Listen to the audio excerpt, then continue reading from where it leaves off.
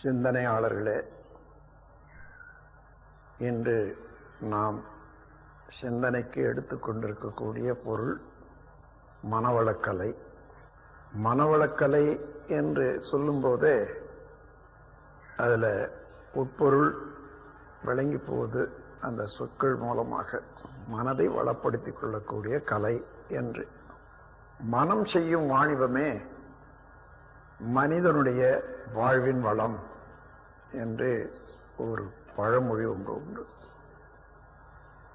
அதனால மனம் எவ்வாறு இருக்கிறதோ அந்த அளவுத்தான் மனிதனுடைய தன்மை அமையும். மனிதனுடைய தன்மை எவ்வாறு அமைகிறதோ அதுவே தான் அவனுடைய வாழ்வின் வளமாக அமையும். எனவே மனதை வளப்படுத்திக் கொண்டால் வாழ்வு வளமாகும்.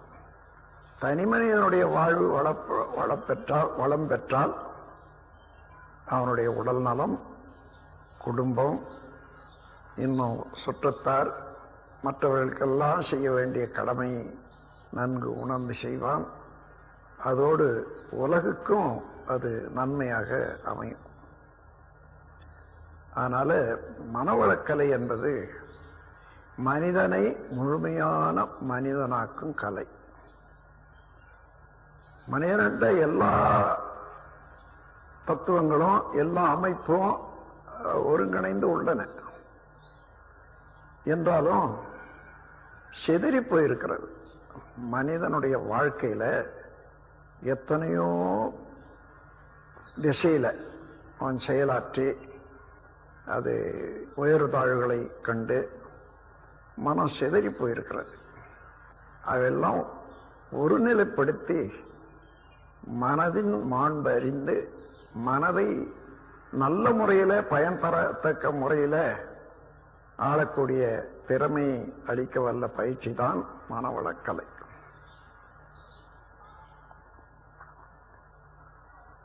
இப்போ மனதினாலதான் எல்லா காரியங்களையும் செய்யறோம். ஆனா மனம் என்பது என்ன என்றதும் எவ்வாறு அது செயலாகிறது என்றதும் தெரிந்தவர்கள் எத்தனை பேர்? விஞ்ஞானிகள் கூட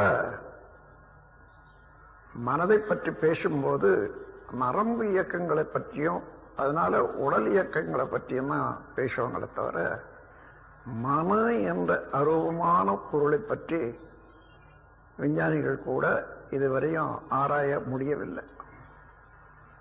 ஆனா வாழ்க்கையில எல்லாருமே மனதை வைத்துக் கொண்டுதான் மனத்தால தான் வாழ வேண்டியது. மனம் இல்லாத மனிதனே இல்லை. ஆனா எந்த செயலுக்கும் முன்ன மனம் வேண்டியதா இருக்கிறது. அப்ப வாழுகின்ற மக்கள் எல்லாம் மனதை பற்றி தெரிந்து கொண்டு வாழ போதுதான் அதனுடைய உயர்வை சிறப்பை அறிந்து நல்ல முறையில பயன்படுத்திக் கொள்ளலாம். மனம் என்பது என்ன என்று ஆராய்வோம். நம்ம உடல்ல சீவகாந்த சக்தி என்று ஒரு பேராற்றல் ஒன்று இயங்கிக் கொண்டே இருக்கிறது. அது எப்படி வருகிறது என்று சொன்னா, இந்த உடல் கட்டப்பட்டிருக்கிறத இது தனிமங்கள் சொல்லுவாங்க, அணுக்கள் கூட்டு. அதனால உடல் கட்டப்பட்டிருக்கு. இந்த உடலுக்குள்ளாக தனியாக உள்ள நுண் பொருள் ஆகாசம்னு சொல்லக்கூடியது, உயிர் சக்தி என்று சொல்லக்கூடியது ஆயிரக்கணக்கான ஓடி சுழண்டு கொண்டே இருக்கிறது. அதைத்தான் ஆஸ்ட்ரல் பாடி என்றும் சூக்கும சரீரம் என்றும் சொல்வார்கள். அந்த ஒவ்வொரு விண்துகளும் சுழன்று கொண்டே இருக்கும் தன்னைத்தானே. அதே நேரத்தில் உடலையும் சுத்தி சுழண்டு கொண்டுதான் இருக்கும்.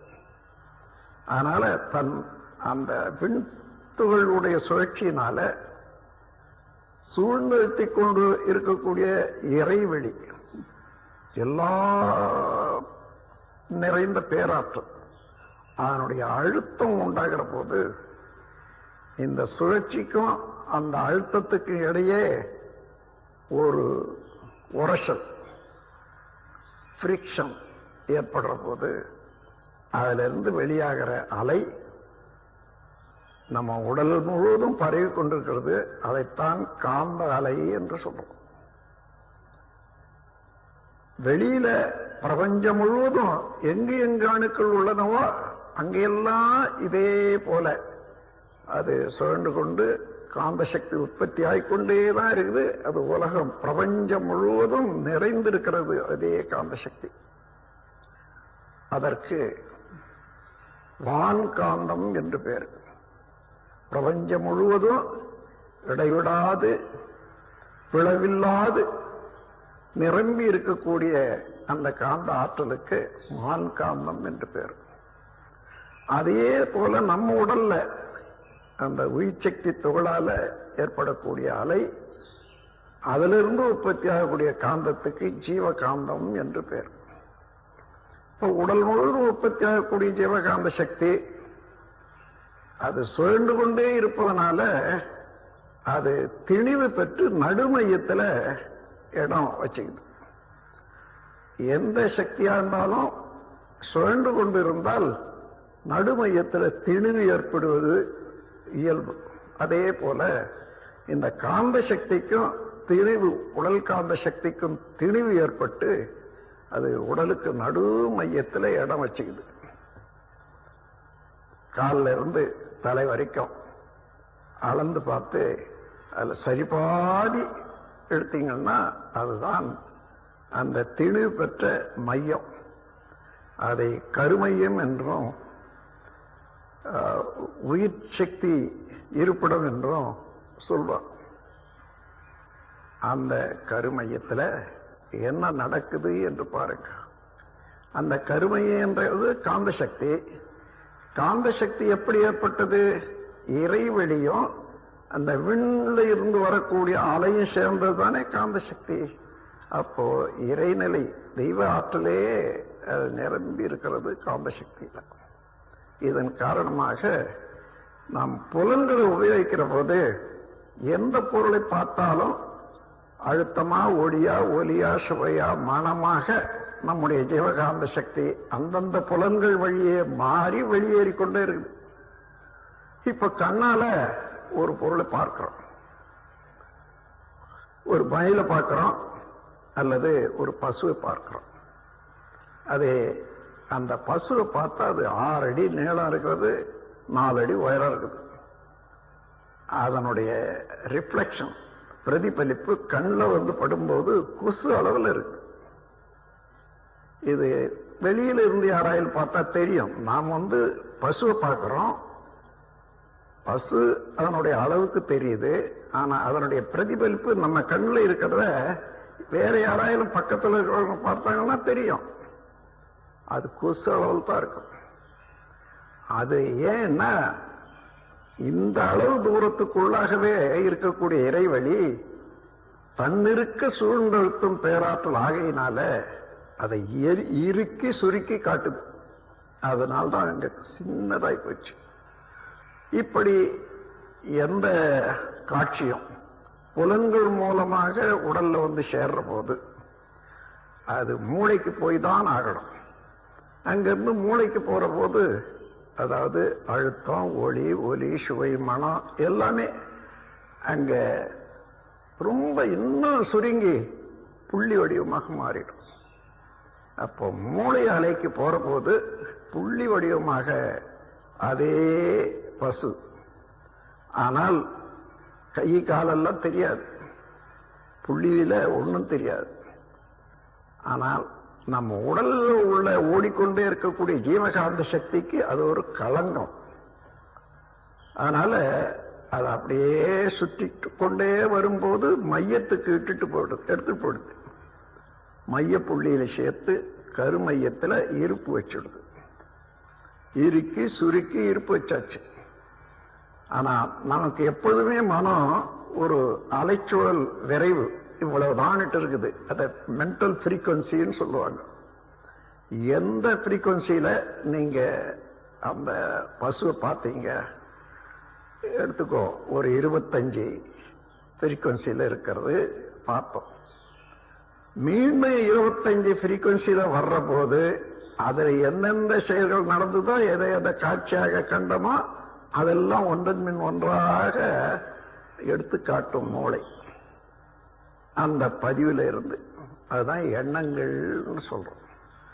எதுவா இருந்தாலும் தவறுவதே இல்லை. அதே போல நீங்க 25 சுழல்ல பசுவை பார்த்தீங்கன்னு சொன்னா மீண்டும் 25 சுழல்ல தானாக வர்ற போது தானாவே பசு எண்ணம் வருது. பசு அங்க ஒண்ணு பார்த்தோம்னு. அப்படி இல்லை, நீங்களா நினைக்கிறீங்க.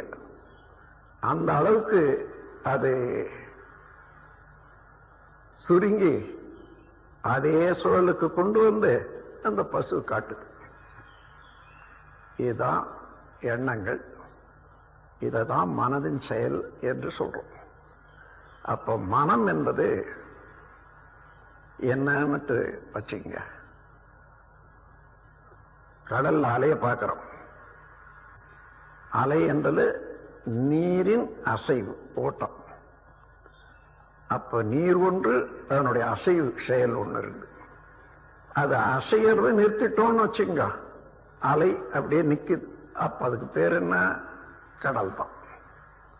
அலை என்ற பேர் இல்லை. அதே போல நம்ம எண்ணங்கள், மனம் அலையாகத்தான் இயங்கிக் கொண்டிருக்கிறது. அந்த அலை இல்லைன்னு சொன்னா நிலை. நிலை என்றால் என்ன? இறைநிலைதான், தெய்வமே தான் எங்கும் எல்லாமாக இருப்பது நம்ம உடலுக்குள்ளாக அறிவாக இருக்கிறது. அதுதான் அலையில மனமாக இயங்கிக் கொண்டிருக்கிறது. இத்தகைய ஆற்றல் உள்ள மனம் என்ன செய்தாலும் ஒரு சிறிது கூட வழுவாது அதை இறைநிலையானது இருப்பு வச்சு மறுபடியும் அதுக்கு தகுந்த பயனையும் கொடுக்கிறது. மறுபடியும் அது வேண்டும் போது அதே காட்சியை எண்ணங்களாக கொடுக்குது. இல்ல செயலார்வமாக உடலுக்கு சக்தியை ஊட்டி இந்த செய்யணும், எப்படிதான் செய்யணும்னு கொடுக்கணும். அப்போ மனம் என்பது என்னன்னு பார்த்தீங்களா இல்லையா? இறைவனுடைய திருவிளையாடல். அப்போ அந்த மனதால என்ன நினைச்சாலும் என்ன செய்தாலும் அது சக்தி வாய்ந்ததாகையினால நடக்கும். ஆனால் நடக்கிறபடி நினைக்க தெரியும். அதான் மனிதன் கண்டுகொள்ள வேண்டியது. எது நினைச்சாலும் நடக்கும், அவ்வளவு சக்தியுடையது மனம். ஆனால் எதை நினைக்க வேண்டும், எப்படி நினைக்க வேண்டும் என்று தெரிஞ்சால்தான் அது செயல்படும். அப்போ இவ்வளவு பெரிய பேராற்றலாக உள்ள அந்த மனதையின் உடையவங்க பிறர் மனம் துன்பப்படுமாறு செய்யலாமா? எந்த செயலும் கூடாது. அப்போ இதை தெரிந்து கொள்றதுக்கு, அப்படி துன்பப்பட்டால் அவனுடைய மனதனுடைய அலை எங்க நிக்குது? அதை இறைநிலையில தானே அடித்தளத்தில் இருக்கிறது. அது நம்மையும் நாம் பாதிக்கும். ஆகையினால நாம் மனதினால பிறருக்கு துன்பம் இல்லாத பார்த்துக்கொள்ள வேண்டியது, பிற்காலத்துக்கு துன்பம் இல்லாத பார்த்துக்கொள்ள வேண்டியது, தனக்கும் அந்த அலையினால பாதகம் ஏற்படாத பார்த்துக்கொள்ளணும். அந்த அளவுல வரணும்னு சொன்னா மனிதனுடைய அலைச்சூழலை விரைவை குறைச்சி எப்பொழுதும் விழிப்பு நிலையோட நல்லதே விளைவிக்கத்தக்க செயல்களை எண்ணுவது, செய்வது என்ற பழக்கம் வேண்டும்.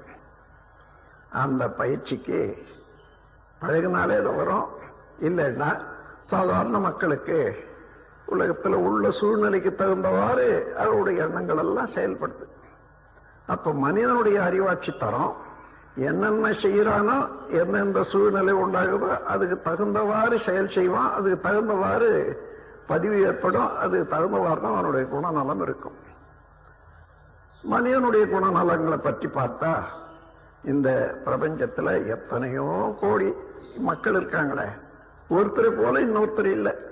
காரணம் என்னன்னா அதற்கு 16 காரணங்களை கொண்டுதான் ஒரு மனிதனுடைய மன அமைப்பு, அதாவது அறிவாட்சி தரம் அமையுது.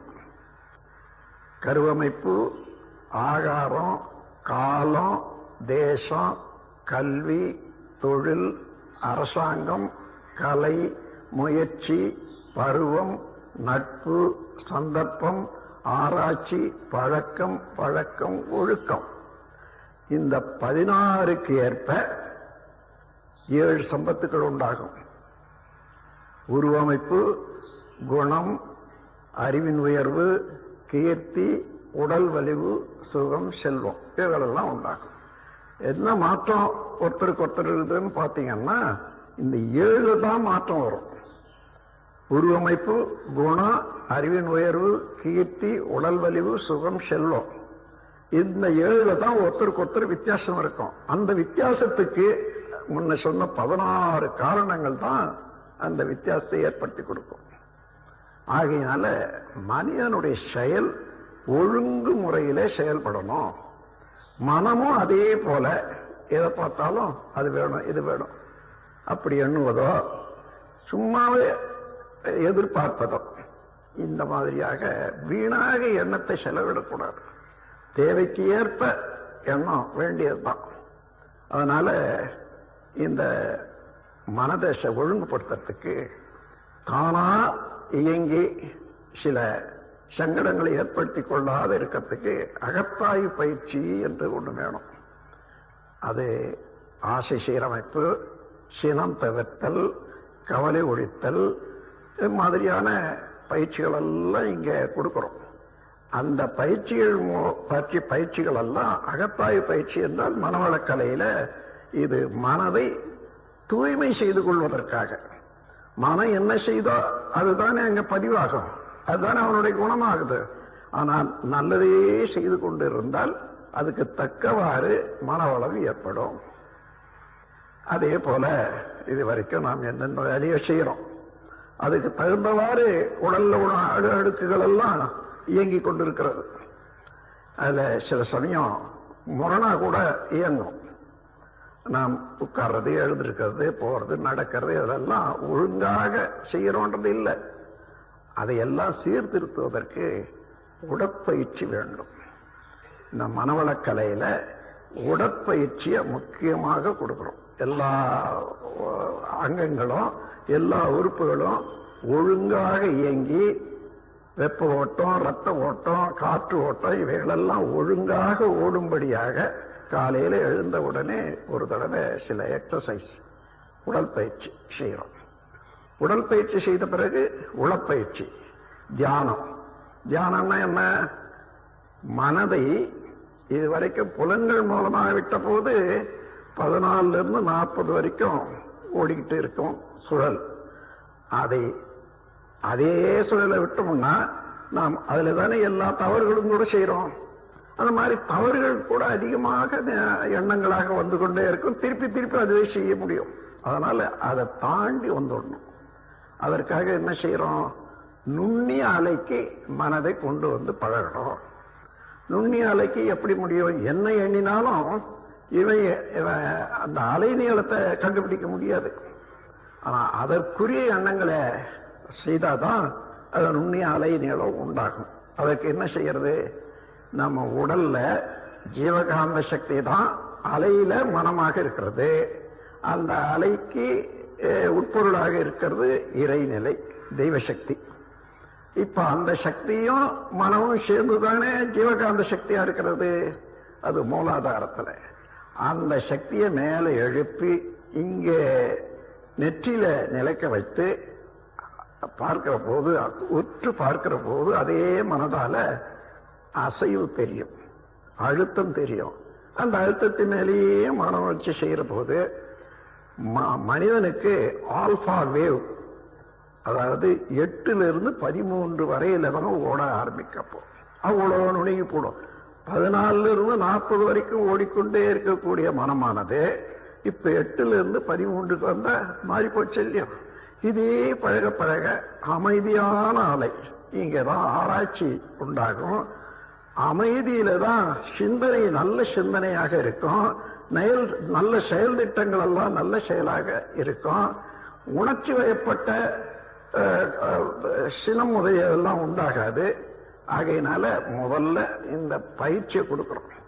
அதுல இருந்து இன்னும் நுண்ணிய அலைக்கு போகக்கூடிய தவ முறைகள் எல்லாம் இருக்குது. அதாவது சக்தி கலத்தவம், சிவகலத்தவம் என்பதெல்லாம் இருக்குது. அந்த மாதிரி எல்லாம் செய்யற போது இன்னும் 1 to 3 வரைக்கும் கூட மன அலை நீளத்தை கொண்டு வரலாம்.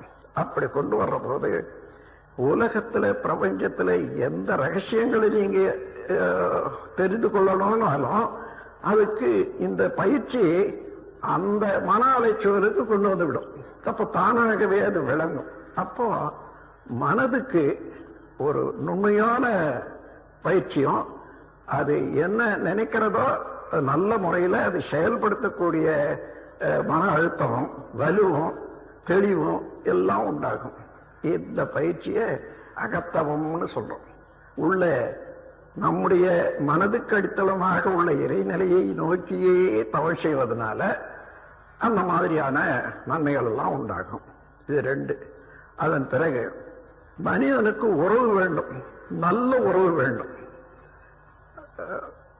உடலுக்கும் உயிருக்கும் நல்ல உறவு வேண்டும். தனக்கும் சமுதாயத்துக்கும் நல்ல உறவு வேண்டும். தனக்கும் குடும்பத்தில் உள்ளவர்களுக்கும் நல்ல உறவு வேண்டும். இந்த உறவை நல்ல முறையில பாதுகாத்துக் கொள்றதுக்கு இந்த அகத்தாய்வு பயிற்சி தான் உதவியா இருக்குது. ஏன்னா ஆசை சீரமைப்பு, சினம் தவிர்த்தல், கவலை ஒழித்தல் இவற்றையெல்லாம் விட்டு இயற்கையை பற்றிய தெளிவான தத்துவங்கள் எல்லாம் உணர்ந்து கொண்டா யாரை பார்த்தாலும் இறைவனுடைய திருவுருவம் தான் எண்ணம் வரும். அப்ப மதித்து நடக்கும்படியான ஒரு பெருமை மனிதனுக்கு உண்டாகும். அப்படி நடக்கிற போது நட்பு, எல்லாரோடும் நட்பு ஓங்கும். அந்த முறையில நட்பு நலம் உண்டாகும். அதன் பிறகு இதனால நீங்க செய்யற செயலெல்லாம் நல்ல செயலாகவே இருப்பதனால பதிவுகள் எப்படி இருக்கும்? உயர்ந்த பதிவா இருக்கும். தெய்வீகமான பதிவுகள் தான் இருக்கும். நலமே விளைவிக்கக்கூடிய செயல் பதிவு தான் உண்டாகும். அதனால பழைய தேவையில்லாத பதிவுகள் எல்லாம் படிப்படியாக குறைந்து அதுக்கு பதிலாக நல்லதொரு பதிவு உண்டாகி தூய்மையான தூய்மையும் உண்டாகும். கடைசியாக நாம் எங்கிருந்து வந்தோம், இங்கே இயங்கிக் கொண்டிருக்கோம், நம்ம எங்கு போகணும், இந்த உலகம் எது, இந்த உலகம் எப்படி உற்பத்தி ஆச்சு, இதெல்லாம் தெரிந்து கொள்றதுக்கு தத்துவ ஞானம்.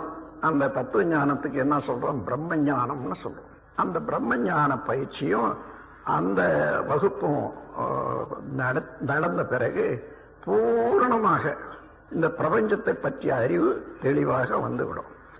ஆனா வந்தாலும் படிப்படியாக இது வரணும். நாம் ஏற்கனவே பல ஆண்டுகள் பல பிறவிகளோடும் வேற வேற எண்ணிட்டு இருந்தோமே, அதனால இப்போ கற்றுக்கொள்றது உடனே அப்படியே நிலைக்காது. அதுக்காக அடிக்கடி மன்றத்துக்கு வரணும், சங்கத்துக்கு போகணும், நம்ம நண்பர்களோட கூடி பேசணும். அப்படி இருந்துட்டே வந்து அடியோட தன்னுடைய தேவையில்லாத குணங்கள் எல்லாம் மாறி நல்ல குணங்கள் அமைந்து போகும். அதனால உலகத்துல என்ன செய்யணும் என்ன செய்யக்கூடாது என்பது தெரிந்து வாழ்வாங்கு வாழறதுக்கு வாழ்க்கையில நல்ல திருத்தம் ஏற்படும். அந்த திருத்தப்படி வாழ்ந்தால் மனமும் உடலும் நன்றா இருக்கும், குடும்பமும் பொருட்துறையும் சீராக சிறப்பாக அமையும். ஆகவே எல்லோருமே வயது வந்தவர்களுக்கு இந்த மனவளக்கலை அவசியம் என்று கூறி உரையை